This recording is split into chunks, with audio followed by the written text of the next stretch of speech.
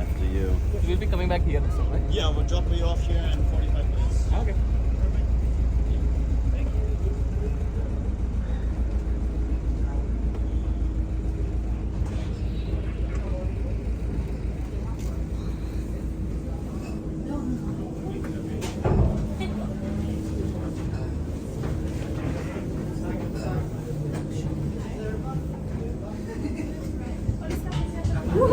Doing good? Are we ready to rock the city? Yeah! Okay, I love the enthusiasm on a lovely Friday afternoon. Hello everyone, welcome.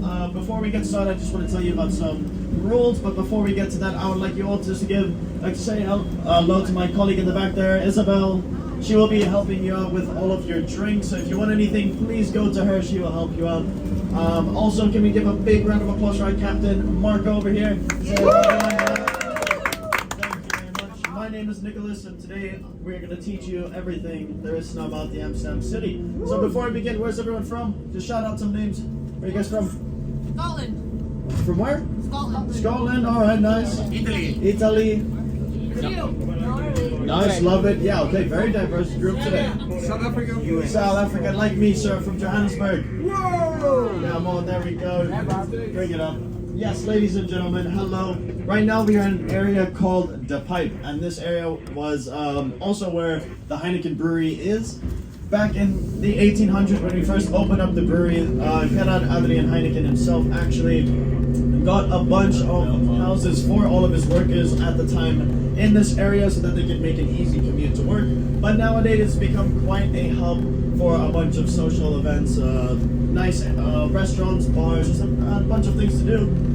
But very close to The Pipe is actually an area called Museumplein, and in Museumplein they have the most popular museums like the Rijksmuseum, Van Gogh, and also some parks in the back where you can go and sit and relax. We are actually going to come up quite close to the Rijksmuseum. It is going to be on your left-hand side as we're approaching.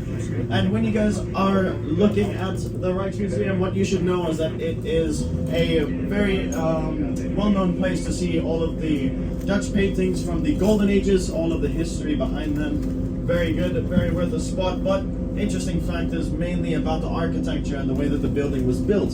As we go past it, I want you to look at it and see if it looks familiar to another building, which I'm pretty sure you would have seen here in Amsterdam.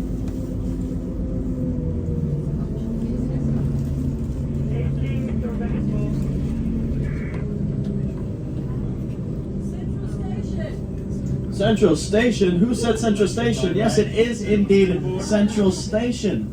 As you can see, if you have been to the metro station here in the Central, it is pretty much identically built to the Rijksmuseum. And the main reason for that being was because the architect who designed it wanted to have this message, and the message was that you could connect the north and the south with these two buildings, because when the Rijksmuseum was first built, this was pretty much considered outskirts of the city. Obviously now it goes beyond far further, but yeah, that's a interesting fact for you all. Alright, ladies and gentlemen, very good question from the man in the front here. He asked, how deep are the canals? And each canal across Amsterdam is about 3 meters deep. 1 meter for mud, 1 meter for water, and 1 meter for bicycles. The main reason why I say that is because, yeah, about 55,000 bicycles a year do get fished out of all of these canals, and about 120,000 of those bikes do get stolen every single year. I unfortunately am one of the victims to that, and it is not fun. Believe me, ladies and gentlemen, it is really not fun. It's very interesting because if you guys can't tell already, I mean, bikes are quite obviously the most popular way to get across the city. There are about 1.5 bikes for every single person here, and for sure that number of bikes outnumbers everything else across Amsterdam.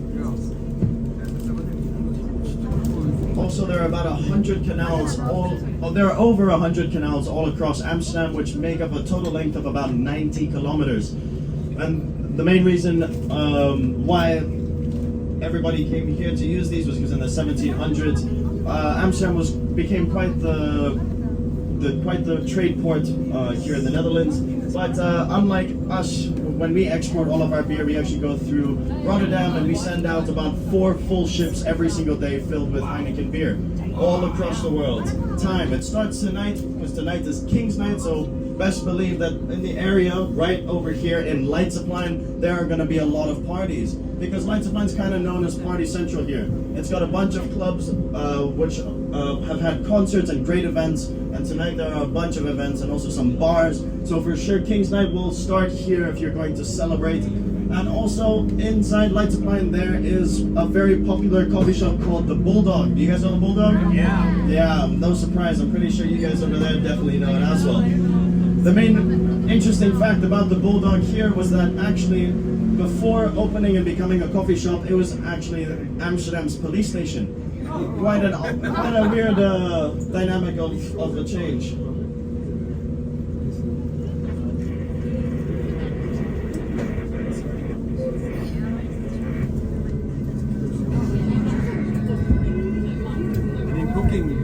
Cooking is sort of in the city center. It's actually a few of them. The first one was here in the I was living here in India. And then I lived in here and all these things. I've already seen this.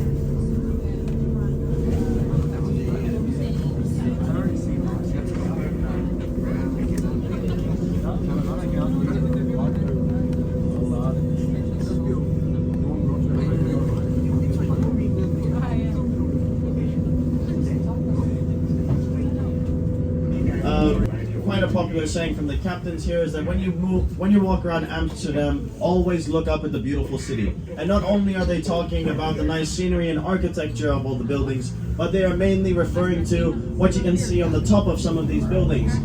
Not in this area specifically, I don't think, but in some of the mansions you will see little like stone artworks on the top of each building. And the main reason why they had these was because back in the 1700s, there was no house numbers on any walls, and on top of that there was obviously no Google Maps for people to get around. So what they would do was refer to these beautiful stone artworks on the top of the buildings and use that to kind of get themselves directions. But also now if you look on top of the buildings, you can see that on front of every single one there's a little bit of a hook, and those hooks back in the day were for when the houses on the bottom floor here weren't houses and they were actually little stores and shops.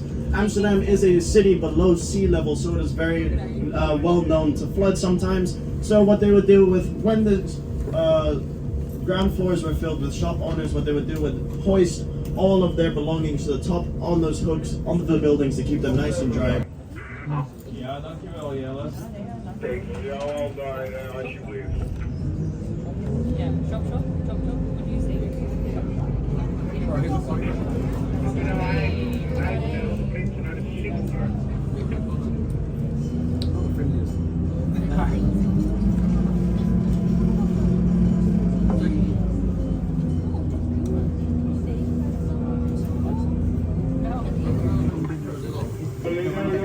Stuur, daar kun ik hier. Sorry.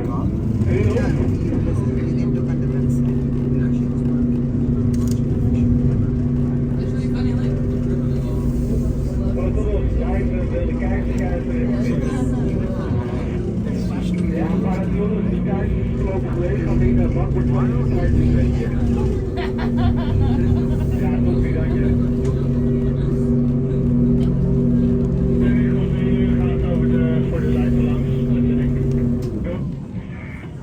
Now, ladies and gentlemen, we are on probably Amsterdam's most famous canal called the Canal.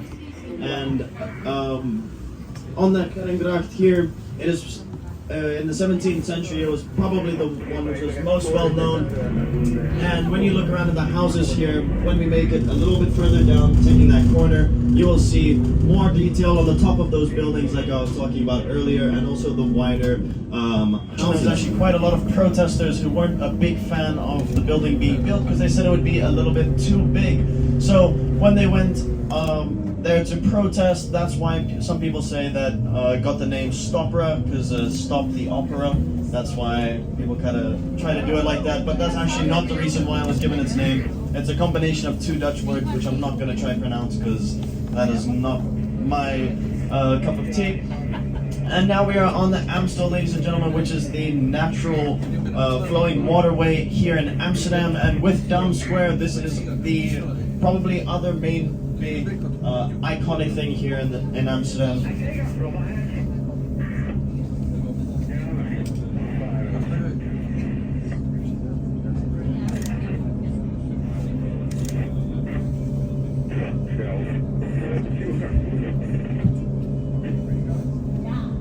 Around this river, that's when most of the locals here, like the fishermen and the farmers, would sell all of their goods, but nowadays it's become a main waterway for all of these boats to come through. And in the summer, it is actually quite popular for some people to come and swim here, which is quite nice and something I will for sure be trying out. And in front of us, we have what is known as the Skinny Bridge right over here. The reason why it was given the name of the Skinny Bridge was because it was built by two Dutch sisters called the Skinny Sisters. That's kind of their nickname. And they were two fairly well-off sisters who lived on opposite sides of the canal. And instead of having to go all the way around to spend the evenings together, what they decided was to build this skinny wooden bridge. For tonight. You think they would have chosen the orange color?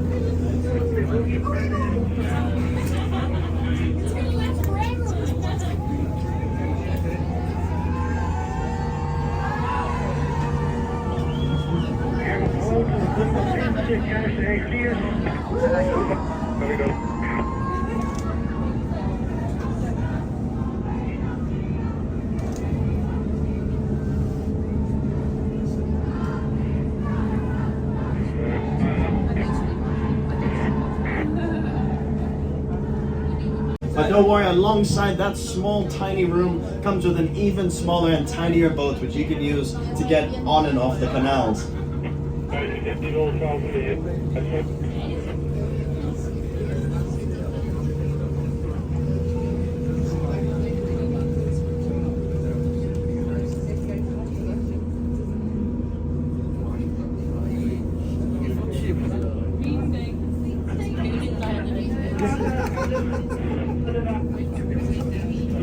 Madonna and Beyonce who came here, and when guests like that stay here, they are normally granted the top floor of the hotel, and they would stay in the room which is in between those two towers right underneath the flag of Amsterdam right there. And the second thing I would like to tell you, ladies and gentlemen, is that now is time for your last call. So if you would like any more drinks, please make your way to my colleague. She will help you out, and then we will be back at the Heineken experience within the next 10 minutes. Thank you.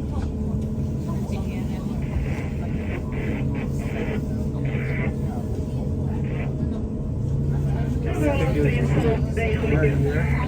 then when we go back to the cocktail lounge first, we could get dinner wherever here. And we go back to the cocktail lounge. Actually, I want to see what's happening in front of me in the convention center.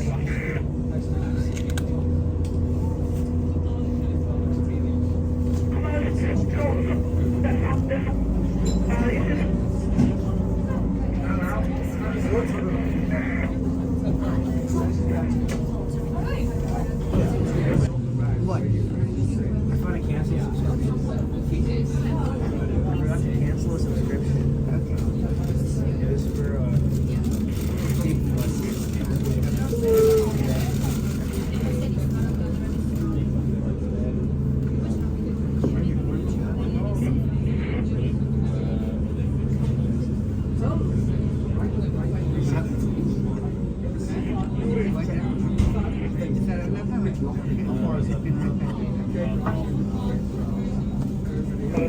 Para todos,